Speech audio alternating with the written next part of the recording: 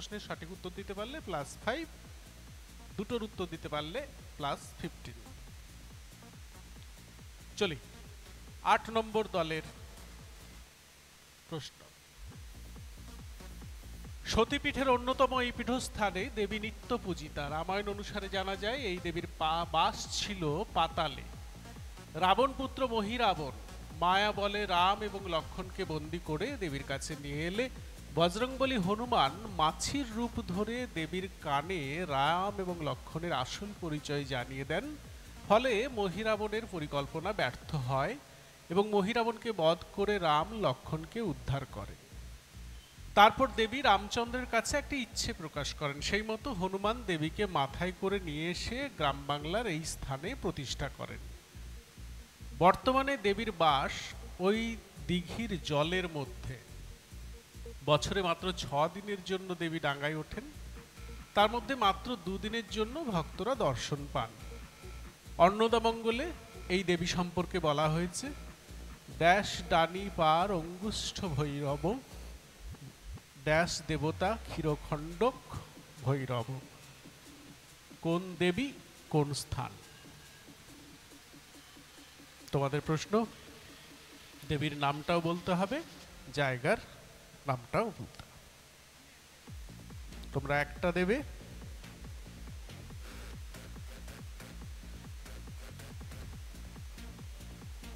Minus, ঠিক হয়নি। একটার উত্তর দিয়েছিল কিন্তু সেটা ঠিক হয়নি। আর কেউ? তোমাদের চলো।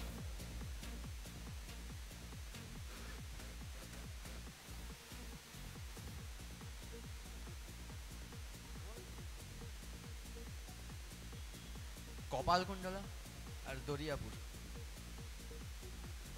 না, একটু দেখি। দেবী যজ্ঞদা এবং ক্ষীরগ্রাম, বর্ধমান। মাত্র 2 দিন ওখানে দেবী মূর্তিকে দেখা যায়, বাকিটা জলের নিচে থাকে। পরের প্রশ্ন যাব জি গ্রুপের কাছে। তোমাদের প্রশ্ন,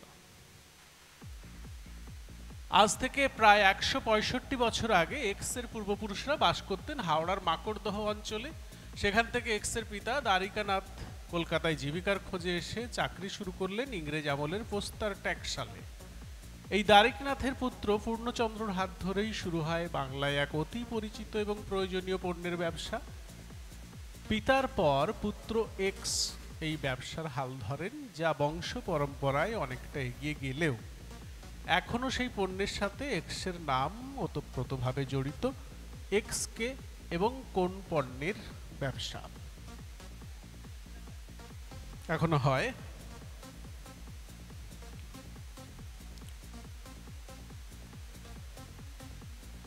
এক্স কে এবং এক্স কোন পণ্যের ব্যবসা? এই পণ্যের সাথে এক্স এর নাম ওতপ্রোতভাবে জড়িত। পিতার পর পুত্র এক্স, না এক্স এর বাবা হচ্ছে, এক মিনিট, এই দ্বারিকনাথের পুত্র পূর্ণচন্দ্রের হাত ধরেই ব্যবসাটা শুরু হয়, ঠিক আছে? পিতার পর অর্থাৎ পূর্ণচন্দ্রের পর তার পুত্র এক্স ব্যবসার হাত ধরে।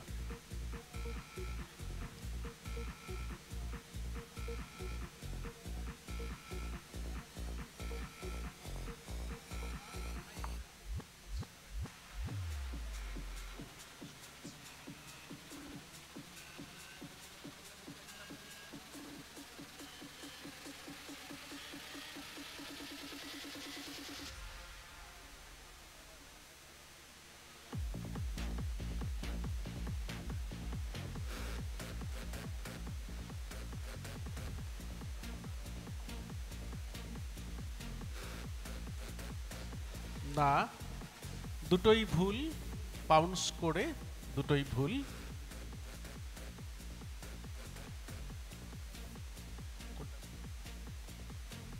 একটার উত্তর দিয়ে ভুল। এইচ গ্রুপ একটার উত্তর দিয়ে ভুল, আর এফ গ্রুপ দুটোই ভুল।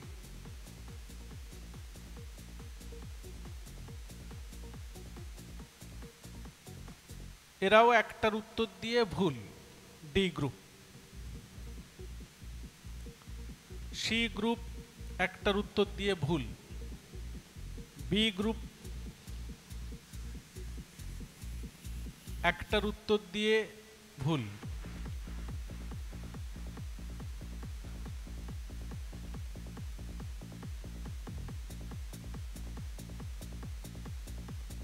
এক্স হচ্ছে অবনী ঘোষ আর পণ্যটা হচ্ছে বিদ্যুৎ পাম্প।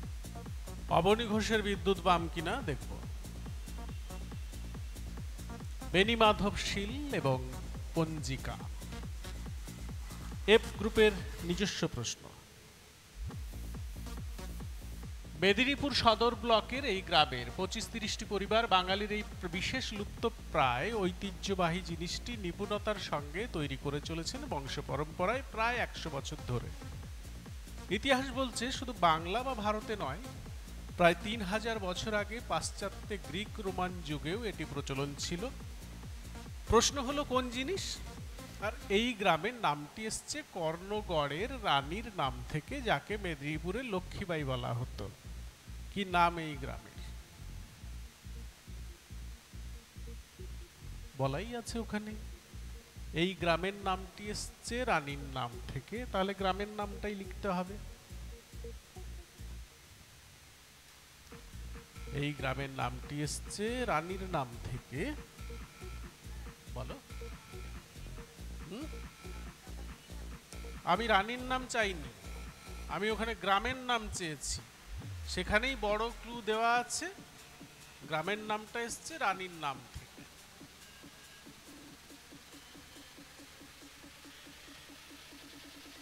প্রশ্নটা আমাকে বলতে হবে যেটা উত্তর। হাঁটছো ঠিক, যে এত হতাশ হওয়ার কিচ্ছু নেই। আমি একটাও জটিল কথা বলিনি, আমি বলেছি গ্রামের নাম আমার চাই, গ্রামের নামটা এসছে রানীর নাম থেকে। এবার তুমি রানীর নাম যদি লেখো, যদি গ্রামের নামের সঙ্গে সেটা মেলে, নম্বর পাবে, কিন্তু আমার দরকার গ্রামের নামটা। চলো, কেউ আছো? কেউ নেই সম্ভবত।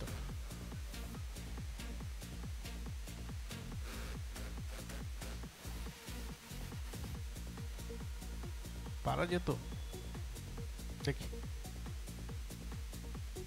হাত পাখা শিরোমণি গ্রাম, এটুকু সাহস তো দেখাতেই হবে।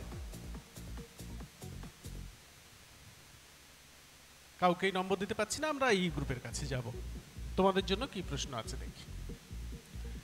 এই বাঙালি ব্যক্তিত্ব 1960 সালে ত্রিপুরাতে জন্মগ্রহণ করেন। এনার পিতা ছিলেন একটি মিষ্টি দোকানের মালিক। স্কুল শিক্ষা শেষ করে ইনি ঢাকা বিশ্ববিদ্যালয়ে পরিসংখ্যান নিয়ে স্নাতকোত্তর করেন। তারপর সেই দেশের সবথেকে বড় এনজিও ব্যাংক কর্মসূত্রে যোগ দেন। সেখানে বেশ কিছু বছর কাজ করার পর ভারতে ফেরেন, কলকাতায় আসেন। জীবিকা সূত্রে বিভিন্ন স্থানে যেতেন। সেরকমই একদিন উত্তর কলকাতার একটি বাজারে তিনি লক্ষ্য করলেন যে সবজি ব্যবসায়ী অনেক বেশি সুদ দিয়ে মহাজনদের থেকে টাকা ধার নিচ্ছে। সেখান থেকেই তার একটা সংস্থা তৈরি করার চিন্তা আসে, যা 2001 সালে শুরু হয় এবং পরে এনবিএফসি পর্যায়ের সংস্থায় পরিণত হয়। বর্তমানে আমরা সবাই সেই সংস্থাকে জানি। কোন সংস্থা এবং এই বাঙালি ব্যক্তিত্বের নাম কি?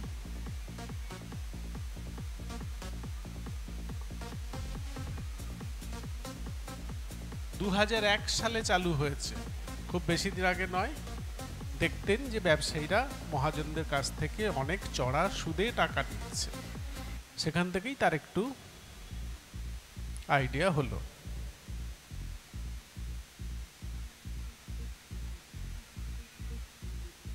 মাইনাস দুটোতেই, এ গ্রুপ দুটোতেই মাইনাস। আর কেউ আছো? চলো। এগ্রিকালচার ডেভেলপমেন্ট আর আরেকটা দেখছি।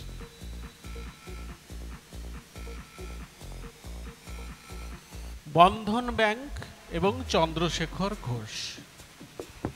হ্যাঁ বলছিলাম তো, লিখে ফেলি, কি আছে তোমাদের কাছে? ওরা কোনো নম্বর পাচ্ছে না। চলো যাবো ডি গ্রুপের কাছে। আমাদের সকলের পরিচিত এই মূর্তি স্থাপিত হয়েছিল 1969 সালে, আজ থেকে 55 বছর আগে। কিন্তু আমরা অনেকেই জানি না এই মূর্তিটি অন্য একটি মূর্তির অনুকরণে তৈরি, যেটা সবার আড়ালে থেকেই গেছে। সেই মূর্তিটা হলো স্যার জেমস আউটরামের, যার নামে শহর কলকাতায় রাস্তাঘাটও হয়েছে। ওনার এই মূর্তিটি 1874 সালে চৌরঙ্গী প্রাস্ট্রিট মোড়ে স্থাপন করা হলেও বর্তমানে তা রয়েছে ভিক্টোরিয়া মেমোরিয়ালের বাগানে। যাই হোক, মূল কথা, 1969 সালে স্থাপিত যে মূর্তিটির কথা বলছিলাম সেটি কার মূর্তি এবং সেটা কোথায় স্থাপন করা আছে। একটা মূর্তি ওই যে 1969 সালে তৈরি করা আছে, সেই মূর্তিটা আর একটা মূর্তি আউটরামের মূর্তি থেকে অনুপ্রাণিত বা অনুকরণ করা হয়েছে। এখন আউটরামের মূর্তিটা অন্য জায়গায় আছে। হ্যাঁ, সে জায়গায় আছে, সেটা ছাড়ো, সেটা এখন আছে। ওই মাঝখানে ওটা একটু প্যাঁচ দেওয়া আছে যে এই মূর্তিটা ওই মূর্তির অনুকরণে হয়েছে আর ওইটা অমুক জায়গায় থেকে গেছে। কোথায় গু? একদম দুটোই সঠিক।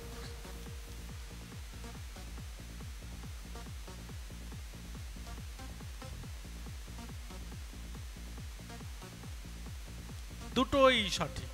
এই তো, তোমাদের নিশ্চয়ই হবে। বাহ, হ্যাঁ ঠিক আছে, এত ভয় পাওয়ার কি আছে? এতজনকে টপকেই মঞ্চে আসলে আর এইটুকুর জন্য ভয় পাচ্ছ? তোমাদের প্রশ্ন ছিল, তাই তো?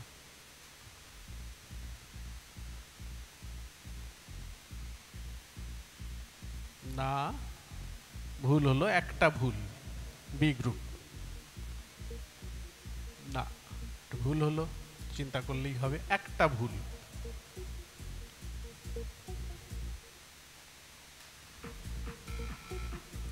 ভয় পাবি না, বোল্ডলি উত্তর দিবি। আর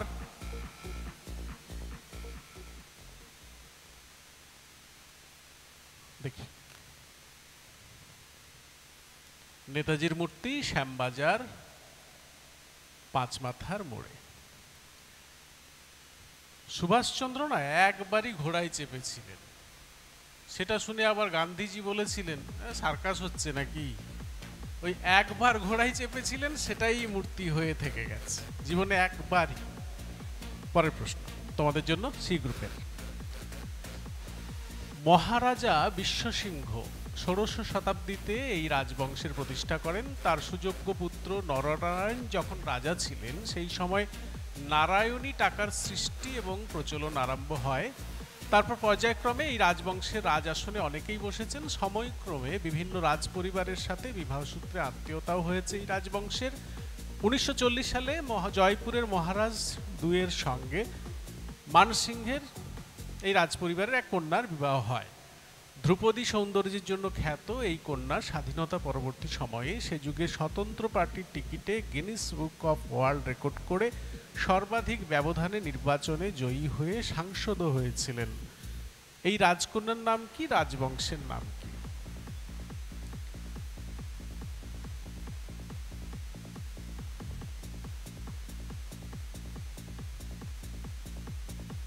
শোনো, সহজ কথা বলি, অত রাজবংশ টংশ অত চিন্তা করে লাভ নেই। মোটামুটি ভাববে যে এই রাজবংশের নাম শোনা যায়, এই রানীর নাম শোনা যায়, ব্যাস ওইরকম করে একটা ভাবো। খুব বেশি রাজবংশের নাম আমরা জানিও না, রাজা রানীর নামও জানি না, তবে চর্চায় এই রাজবংশের নামটা আসে আর তার সঙ্গে ওই রানীর নামটাও মাঝে মধ্যে যোগ হয়।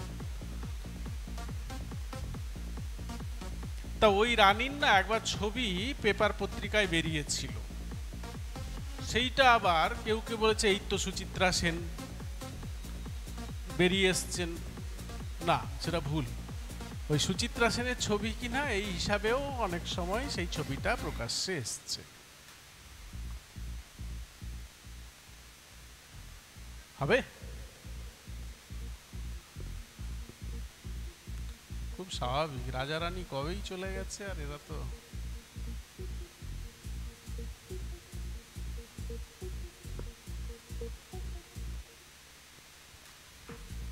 রাজবংশটা হচ্ছে কি রঘুবংশ?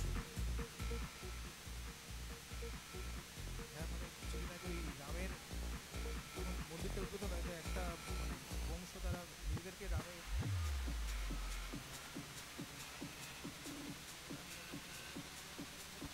জেনে রাখি। গায়ত্রী দেবী আর কোচবিহার রাজ পরিবার। তো ওই গায়ত্রী দেবীর ওই রকম একটা আরো মডার্ন মানে আধুনিক ছবি একবার বেরিয়েছিল, তাতে কি হইচই, সবাই বলছে এই তো সুচিত্রা সেন বেরিয়েছে অনেকদিন পরে পাবলিকের চোখে। বি গ্রুপ, তোমাদের প্রশ্ন। আজকের দিনে কলকাতার এই স্থানে এক্সকে দেখতে পেলেও এককালে এই স্থানে ফোর্ট উইলিয়াম দুর্গের একাংশ বর্তমান ছিল এবং সেই অংশে ছিল কলকাতার কুখ্যাত ব্ল্যাক হোল। 1756 সালে নবাব সিরাজ কলকাতা আক্রমণ করেন এবং এই দুর্গের এই অংশটি ধ্বংস করেন। পরে সেই স্থানেই ঊনবিংশ শতাব্দীর সময়ে এসে এক্স গড়ে ওঠে। এই এক্স এর অনেক প্রাপ্তির পাশাপাশি জাতিসংঘ থেকে প্রাপ্ত একটি অনুমোদনও রয়েছে, যা এক্সকে সারা ভারতের ফিলাটেলিক ব্যুরোগুলির অন্যতম করে তুলেছে। এই এক্স বলতে কোন সংস্থা বা কোন বিষয় এবং জাতিসংঘ থেকে প্রাপ্ত সেই অনুমোদনটি কি? ওই ফিলাটেলিক কথাটার মধ্যে অনেক কিছু লুকিয়ে আছে। ফিলাটেলি ব্যাপারটা জানি তো আমরা সবাই, বেশ ওখান থেকেই পাওয়া যাবে ব্যাপারটা, ভাবতে থাকো।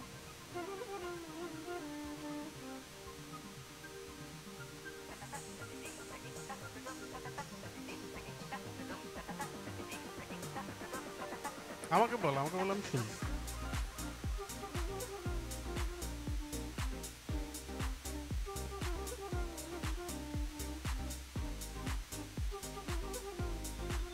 চল হবে জিপিও, জেনারেল পোস্ট অফিস। আরেকটা জানি না, চিন্তা করো। জাতিসংঘ থেকে প্রাপ্ত।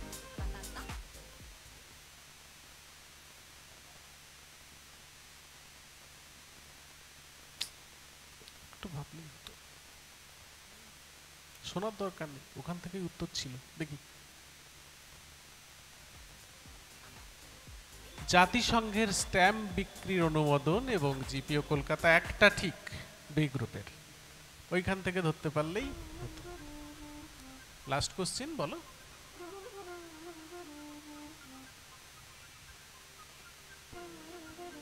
উত্তর 24 পরগনার বসিরহাট লাগোয়া একটি ছোট্ট জনপদ হলো এক্স। ওই ছোট্ট জনপদের মধ্যে রয়েছে 9টি প্রাসাদোপম অট্টালিকা, তার মধ্যে অন্যতম গায়েন বাড়ি, বল্লভ বাড়ি, পুতুল বাড়ি ইত্যাদি। জানা যায় স্বাধীনতার পূর্বে যে সকল প্রভাবশালী বাঙালি ব্যবসায়ী, যা ওরা হাত তুলে দিয়েছে আর পড়ার দরকারই নেই, বাকিরা পড়ে না, আমি উত্তর দেখি।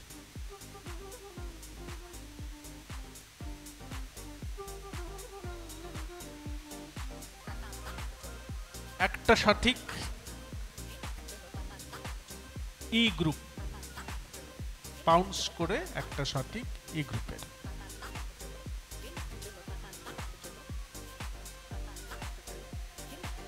কে ওদিকে কান দিবি না, বিক্রি হোক। 200 টাকার জিনিস 50 টাকায় পাওয়া যাচ্ছে। চলো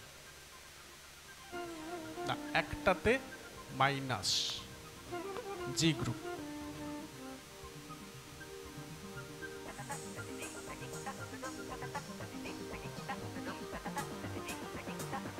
একটাতে plus, B group, group B একটাতে প্লাস। সি গ্রুপও একটাতে প্লাস,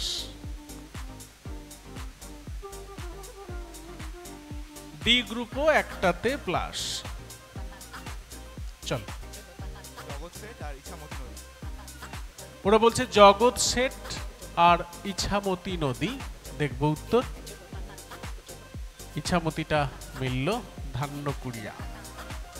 ঠিক আছে, একটু টাফ ছিল, তাও জানতে হবে আমাদের বাংলা, বাঙালিয়ানা ইত্যাদি। একটা ঠিক, নিজের প্রশ্ন। ধন্যবাদ, আরো জানতে থাকো, আরো খেলতে থাকো, সবার জন্য শুভকামনা রইল।